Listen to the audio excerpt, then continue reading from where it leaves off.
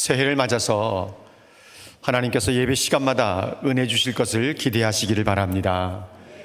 예배 속에서 은혜와 능력이 나타나고 또 감동과 감격과 눈물이 있는 예배가 되고 말씀을 듣는 시간이 될 수 있기를 바랍니다.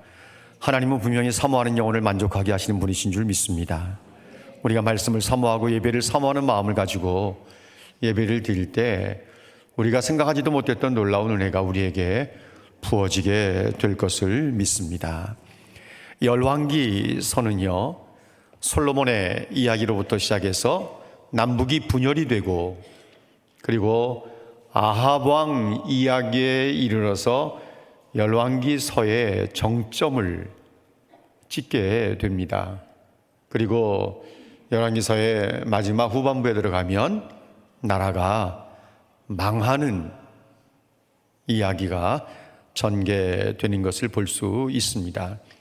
오므리라고 하는 사람, 아합의 아버지였던 오므리가 왕이 되어서 12년을 통치할 때에 그는 이전의 모든 사람보다 악을 행했다, 이렇게 말합니다. 그러니까 대량 학살, 암살, 살인, 음모, 간음, 부도덕한 일들, 우상숭배로 인해서 남북이 나누어진 이후에 약 60여 년 동안 북이스라엘은 그야말로 어둠의 시간들을 보내야만 했습니다. 그런데 이제 왕권이 누구에게로 넘어오게 되었는가 하면 아합 왕에게로 넘어왔습니다.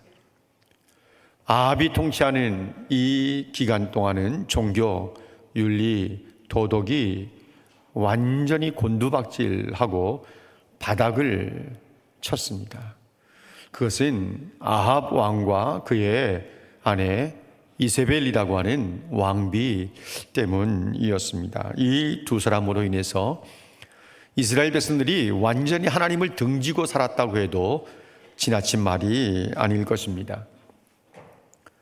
열왕기상 16장 30절에 있는 말씀에 보면 아합이 그의 이전의 모든 사람보다 여호와 보시기에 악을 더욱 행했다라고 말하고 있고, 여로보암이 금송아지 우상을 만들어 숭배한 것에 대해서는 굉장히 가볍게 여기면서 아세라 목상을 만들기도 하고, 이전에 모든 사람보다 악을 더욱 행해서 하나님의 진노를 사게 한 사람이 바로 이 아합 왕입니다. 물론 그 당시에도 하나님만을 믿고 따르는 사람들이 있었습니다. 아직은 그것이 드러나지 않지만 이제 19장 정도 가면 바알에게 무릎을 꿇지 않은 7,000명의 하나님의 백성들이 있다고 하는 사실을 성경이 드러내는데, 그런데 그들이 당당하고 담대하게 자신들이 여호와 하나님만을 믿고 신앙하는 사람들이라고 하는 것을 공개적으로 오픈하지 못하는, 그래서 숨어서 신앙을 지키는, 숨어서 신앙생활을 하는 그런 사람들이었던 것입니다. 그때에 하나님께서 누구를 보내시는가 하면 엘리야를 보내십니다. 이 엘리야는 여호와는 나의 하나님이시다, 이런 뜻을 갖고 있습니다. 그는 길르앗 사람, 길르앗이 어딘가 하면 이스라엘 백성들이 요단강 이쪽 편 모압 땅에 머물고 있을 때 그 위쪽 지역을 길르앗이라고 말합니다. 그 길르앗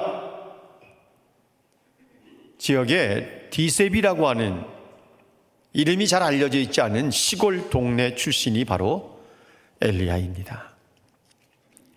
그런 데서 어떻게 엘리야 같은 위대한 선지자가 날 수 있었을까 하는 생각을 우리가 가져볼 수 있지만, 디셉이라고 하는 엘리야의 고향은 잘 알려져 있지 않은 것이 틀림없는 사실입니다. 그런데 그는 선지자들 가운데 위대한 선지자요, 어떻게 보면 가장 큰 선지자라고도 말할 수 있습니다. 왜냐하면 자기 백성 이스라엘을 향하신 하나님의 위대한 계획에 그가 기여한 바가 굉장히 크기 때문입니다.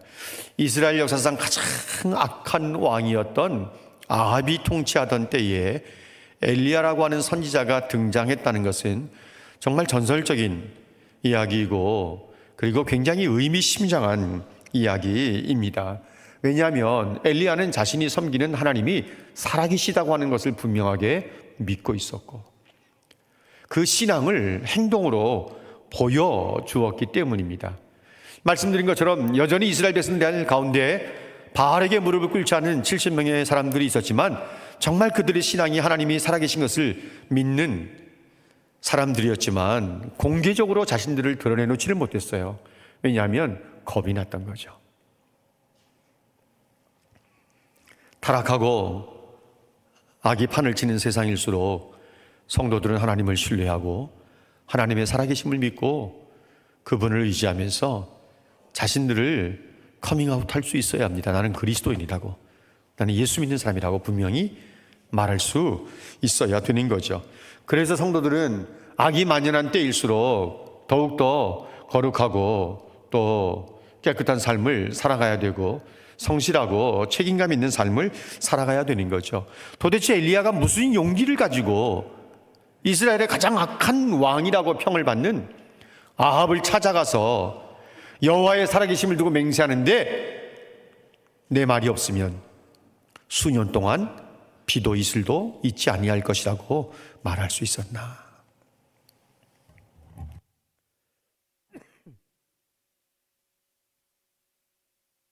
그는 하나님을 신뢰하고 있었기 때문입니다. 하나님을 신뢰하면 담대함이 생깁니다.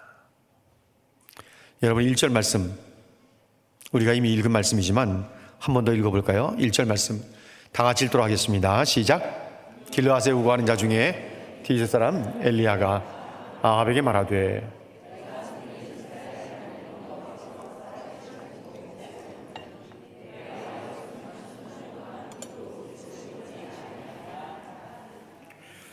사실 하나님과 이스라엘 백성들 사이에는요, 틈이 벌어질 대로 벌어져 있었어요. 하나님과 이스라엘 백성들 사이에는 틈이 벌어질 대로 벌어져 있었는데 그 틈 사이를 누가 가로막고 섰는가 하면 엘리야예요. 엘리야가 이 틈 사이를 가로막고 섰는 거예요. 무너진 성벽을 막아설 자가 누군가, 마지막 때에 하나님께서 유다 백성들 가운데 그런 사람을 찾으셨던 것처럼 지금 아합 시대에 하나님과 이스라엘 백성들 사이에 너무 사이가 벌어졌는데 그 사이를 가로막고 나선 사람이 누군가 하면 엘리야 선지자예요. 그가 지금 아합에게 찾아와서 말하는 이 내용을 한번 보십시오. 무시무시한 내용이에요. 좋은 내용이 아니라고요. 섬뜩하게 만드는 내용이에요. 수년 동안 비도 이슬도 있지 않을 것이라고 말했으니까 아합이 들을 때는 이 열받는 이야기죠. 머리끝까지 화가 솟는 이야기이기도 합니다. 엘리야가 왕의 부름을 받고 왔습니까? 아니요. 왕 앞에 당당하게 찾아 나와서 무슨 예의를 갖췄습니까? 무슨 의전의 행위를 한 것입니까? 아니요. 이 내용을 보면요, 고분고분하게 말하지 않았을 거라고요. 그의 표정은 비장한 각오, 결연한 의지, 죽으면 죽겠다고 하는 생각을 가지고 그야말로 아합 왕과 맞짱을 뜬다는 생각으로서 나왔을 것이고, 점잖게 소곤소곤 대듯이 인격적으로 대하기 위해서 무슨 표정을 밝게 하고 웃어가면서 말하거나 그러지 않았을 거라고요. 어쩌면 마지막이 될 수도 있는 순간이기도 하기 때문에 엘리야는 정말 결연한 의지를 가지고 아주 강하게, 적어도 그 주변에 있는 모든 사람들이 다 들을 수 있도록 소리를 냈을 거라고 생각합니다. 어떻게 이렇게 할 수 있었을까? 하나님을 신뢰하니까 담대함이 생기고 용기가 생기는 거예요.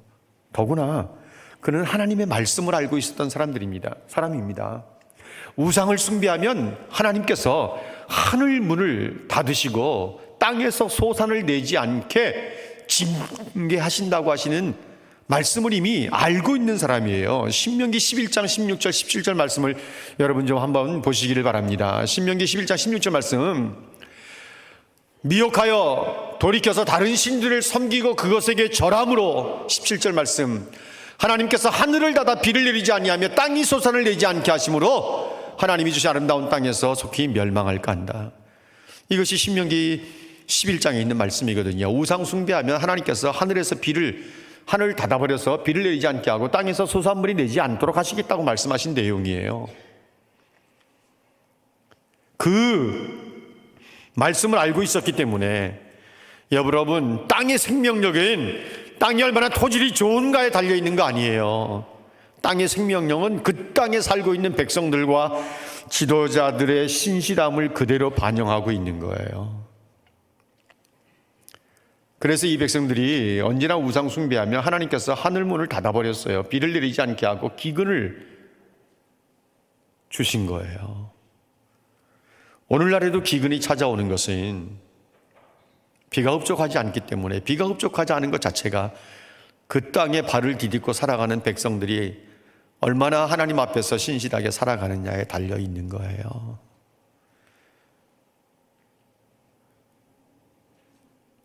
지구촌 전체가 자연의 재앙을 입고 있는 상황 속에 있습니다. 빙하가 녹아내리면서 물속에 잠기는 도시가 생기기 시작하고, 이 지구촌이 얼마나 가게 될지 아는 사람이 아무도 없을 정도로 얼마나 빠른 속도로 빙하가 녹아져 내리고 있는지 모릅니다. 여러분, 엘리야가 선포한 내용을 보세요. 내 말이 없으면 수년 동안 비도 있을도 있지 않다.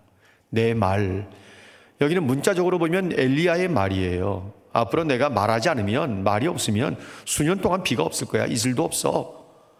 엘리야의, 문자적으로 볼 때는 엘리야의 말이에요. 그러나 문맥으로 볼 때는 하나님의 말씀이에요. 왜냐하면 하나님께서 엘리야에게 이 말씀을 넣어주신 것이거든요.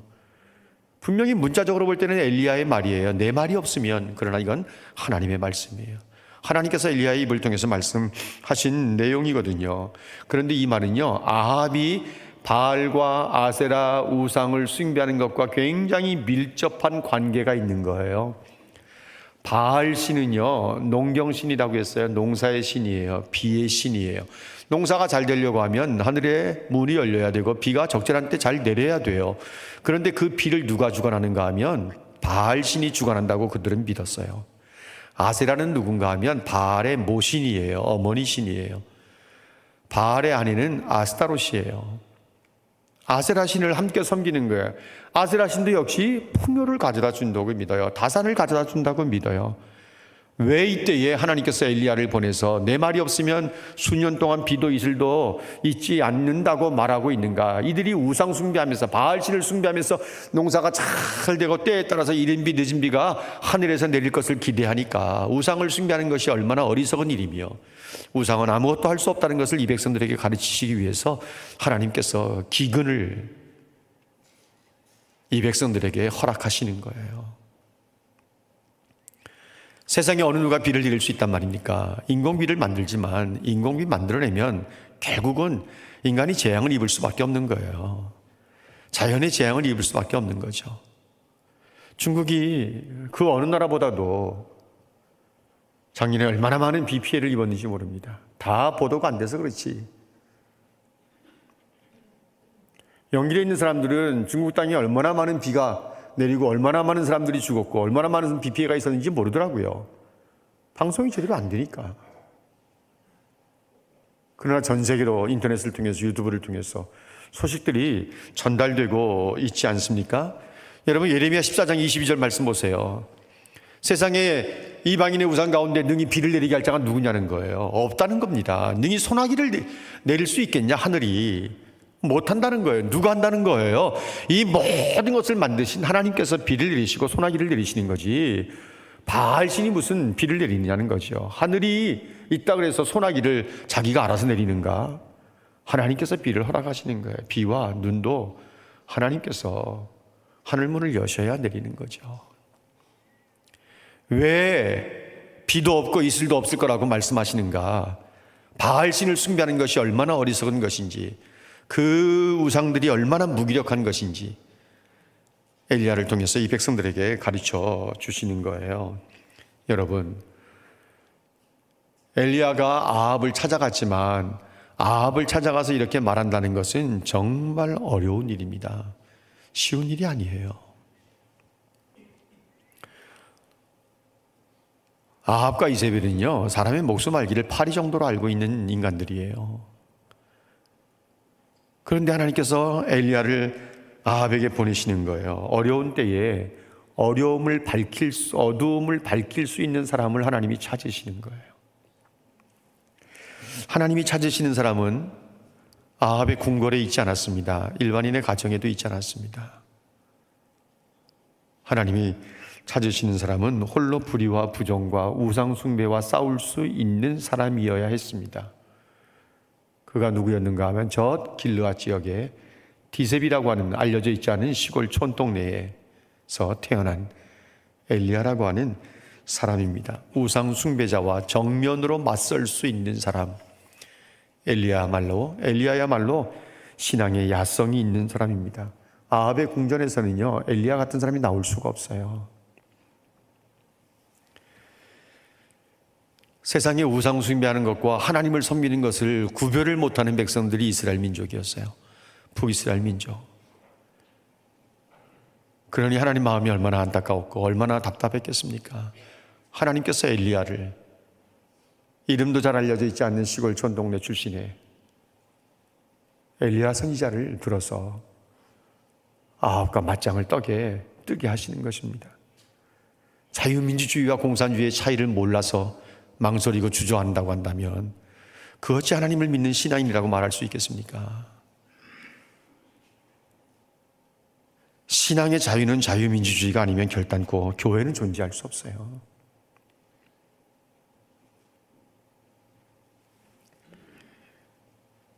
하나님을 두려워하지 않는 것이 얼마나 끔찍하고 무서운 결과를 가져오게 되는지 아무도 몰라요. 성경에서 가르쳐주고 있어도 자주 잊어버려요. 설마 그런 일이, 그런 생각들을 가지는 거죠. 생각하지도 못한 끔찍한 일이, 새해 벽두부터 이 나라의 민족을 하나님께서 어떻게 손대시려고 이렇게 어렵고 힘들게 하시나. 우리나라와 민족을 생각하고 교회를 생각하면 가슴이 철렁철렁합니다. 우리는 세상에 대해서 담대함도 있어야 되고 당당함도 있어야 되고 자신감도 있어야 되고, 하나님의 백성으로서 평범한 주부일 수 있지만 신앙인으로 말할 수 있어야 되고, 아직도 경험이 미천한 젊은이들이지만 신앙인으로서 말할 수 있어야 되고, 악이 만연하고 있는 이때에 하나님이 찾으시는 사람들이 되어서 우리는 용기를 가지고 담대함을 가지고 만연한 악과 싸울 수 있어야 되는 것이고, 예수 외에는 소망이 없고 교회 외에는 소망이 없다는 것을 분명하게 선포할 수 있어야 되는 것입니다. 하나님은 엘리야에게 너 일어나서 여기서 떠나서 동쪽으로 가서 그리 시내가에 숨으라고 말합니다. 그래서 그리 시내가에 숨게 돼요. 하나님께서 엘리야에게 그리 시내가에 가서 숨으라 그랬어요. 왜요? 지금 아합을 상대해서 내 말이 없으면 수년 동안 비도 이슬도 있지 않는다라고 선포한 다음에는 더 아합을 자주 찾아가서 당당하게 맞서야 되고 어떻게 보면 싸워야 되고 맞짱도 떠야 될 것 같은데, 하나님께서 엘리야에게 그리 시내가에 가서 숨으라고 말합니다. 왜 그랬을까? 그것은 아합이 엘리야를 죽이려고 하기 때문에 지금은 피해서 숨어 있어야 될 때라고 하는 생각을 가지고 하나님께서 엘리야에게 그렇게 그리 시내가에 가서 숨으라고 말씀하셨을지도 모른다, 이렇게 생각할 수 있어요. 조금은 맞는 생각이에요. 그렇지만 조금이에요. 중요한 것은 여러분, 그리 시내가가 여기에 있는 말씀처럼 동쪽으로 가서 요단강 앞이긴 앞인데 정확하게 그리 시내가가 어딘지를 잘 몰라요. 다만 요단강 앞쪽에 있는 어느 작은 시내가였을 거다.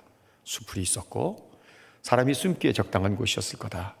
이렇게 우리가 생각할 뿐인데요. 여기 그리시네가라고 하는 그리시라고 하는 단어에 굉장히 중요한 의미가 있답니다.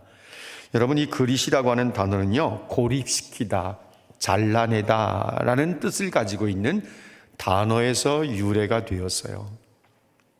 그러니까 사람들과의 그동안 친밀한 관계, 언약의 축복에서부터의 완전한 단절, 고립을 말하는 거예요. 그래서 엘리야가 매일의 삶을 하나님을 의지하고 하나님을 신뢰하는 법을 더 깊이 배워야 할 장소가 그리시네가예요. 그러면 그리시네가는요, 엘리야를 영적으로 훈련시키기 위한 하나님의 훈련장이라고 말할 수 있어요. 하나님이 원하시는 도구가 되기 위해서는요, 훈련이 필요하답니다. 토저가 말하기를 하나님은 큰 복을 내려주시기 전에 큰 시련을 먼저 주신다 그랬어요. 여러분, 우리가 시련이 클수록 하나님의 큰 도구가 될 수 있어요. 시련을 당하거나 시련을 겪게 되거나 이런 말 저런 말 듣게 되면 마음이 유쾌하지 않은 거 사실입니다. 하지만 때로는 이런 말 저런 말 듣고 오해도 받고 마음도 상하고 그래야 큰 그릇이 될 수 있어요. 사람들은 하나님이 복 주시면 모든 게 다 잘 돼야만 되는 줄 알아요. 그렇지 않아요. 밟혀봐야 돼요. 사람들에게 밟혀봐야 돼. 그래야 굳굳이 일어서게 돼요. 이런 말 저런 말 오해 모함도 들어봐야 돼요. 억울하고 속상해서 미치겠다. 그 정도까지 가봐야 돼요. 그래야 사람이 돼요. 그래야 큰 사람이 돼요. 그래야 하나님께 쓰임받게 돼요. 마음에 안 드세요? 정말이에요. 온실에서는요, 비바람에 견디는 화초가 자랄 수가 없어요. 하나님의 엄청난 큰 선물이 내게 기다리고 있구나 이렇게 생각하시면 돼요. 시련이 올 때 배신, 많은 것들을 잃게 될 때 생각지도 않았는데 하나님께서 내게 큰 선물을 주시려고 준비하시는구나 이렇게 생각하시면 돼요. 하나님께서 왜 그리시네가로 가서 숨으라고 하셨다고요? 엘리야를 고립시키는 거예요. 사람들과의 관계를 다 잘라내고 그러면 누구만 바라봐요? 하나님만 바라보게 돼 있어요. 하나님께서는 엘리야가 하나님만을 독대하며 하나님과 만나는 시공간을 허락하신데 그 장소가 그리시네가예요. 하나님과 더 깊고 친밀한 관계가 형성이 되어지고 그래도 나중에 이세벨이 죽이겠다고 할 때 도망가가지고 조상들보다 나은 게 하나도 없으니까 나 죽여달라고 말한 거 아시죠? 엘리야 같은 위대한 선지자도 넘어지니까 하나님 앞에 죽여달라 그러잖아요. 이런 훈련이 필요한 거예요. 성도들 하나님의 도구예요. 우리는 하나님께 귀하게 쓰임받으려고 하면 많은 시련을 겪어야 되는 것이 기다리고 있는 하나의 코스웍이에요. 전혀 이상한 것 아니에요. 하나님의 사랑이 식어진 것도 아니고요. 정말 수고하고 고생했는데 얻은 게 이거밖에, 다가오는 게 이거밖에, 열매가 이거밖에 없나 그런 생각하실 필요 없답니다. 하나님께서 우리에게 더 큰 은혜를 주시려고 시련을 주시는 거예요. 내가 기대한 나름대로의 교회에서 어떤 위치 이런 것들이 있는데 전혀 그런 게 주어지지 않을 수 있어요. 집사 임명받기를 기대했는데 목사님이 관심도 두지 않는 것 같더라. 상처가 되셨습니까? 큰 인물 될 줄로 믿습니다. 좀 기다리세요. 1년 더 기다리세요. 하나님께서는 까마귀들에게 명령해서 엘리야를 먹이시겠다 그랬어요. 엘리야를 먹이시겠다. 시냇물은 그리시네가에서 마시면 되는 거고 까마귀들을 통해서 아침에도 떡과 고기를, 저녁에도 떡과 고기를 공급해 주시면서 엘리야를 먹이시겠다는 거예요. 그리고 엘리야는 그리 시내가에서 가서 머뭅니다. 이게 순종이에요. 여러분, 하나님을 신뢰하면 순종할 수밖에 없어요. 그것이 하나님의 훈련 방법이기도 하고요. 만나를 주시듯 하나님께서 이스라엘 백성들에게 40년 동안 만나를 주시듯 그리 시내가에 숨어 있는 동안 하나님께서 떡과 고기를 엘리야에게 까마귀를 통해서 공급해 주시는 거예요. 하나님께서 하라고 하신 대로 그대로 순종하는 거예요. 엘리야의 순종은요, 하나님께 대한 신뢰고 하나님의 말씀에 대한 신뢰예요. 하나님께서 그렇게 하실 것을 믿는 거죠. 믿는 거예요. 하나님께서 이스라엘 백성들을 위해 40년 동안 광야 길을 걷게 하신 줄 아세요? 신명기 8장의 내용을 보세요. 순종하는지 순종하지 않는지 하나님께서는 그걸 보시고 싶어 하신 거예요. 40년 동안 신발 하나 바꿔 신지 않았어요? 신발이 헐질 않았어요. 옷 한 번 바꿔 입지 않았어요? 옷이 떨어지질 않았어요. 날마다 만나를 주시는 거예요. 왜? 하나님을 신뢰하고 하나님을 순종하는지 하나님께서 보시고 싶어 하시는 거예요. 노아는 방주를 만들라고 하는 말씀에 그대로 순종합니다. 노아가 살던 시대는요, 비가 필요 없던 시대예요. 왜? 동식물이 가장 살기 좋은 환경이 이미 만들어져 있었기 때문에 노아가 비를 본 적이 없어요. 비를 구경한 적이 없어요. 그런데 하나님께서 홍수로 심판하시겠다고 방주를 만들라고 하십니다. 무슨 징조가 있었습니까? 아니요. 징조 없었어요. 방주를 다 만들어 갈 때까지 징조가 있었습니까? 징조 없었어요.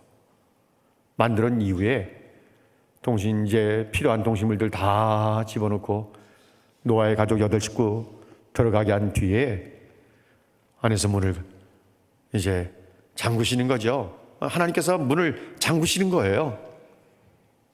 그때부터 비가 내리기 시작하는 거예요. 경고하심을 받고 그냥 순종하는 거예요. 무슨 징조가 있으면 얼마나 좋겠어. 징조도 없어요. 보이지 않는 일이에요. 이 본 것도 없어요. 보이지 않는 일이 하나님의 경고하심의 말씀을 듣고 그대로 순종하는 거예요. 그대로 순종하는 거예요. 왜? 하나님과 그분의 말씀을 믿었기 때문에. 그리 시내가에 가서 숨으라. 그러면 숨는 거예요. 기도해라. 한 주간 동안 기도 축제. 이제 내일서부터 한 주간 동안 기도 축제 있는데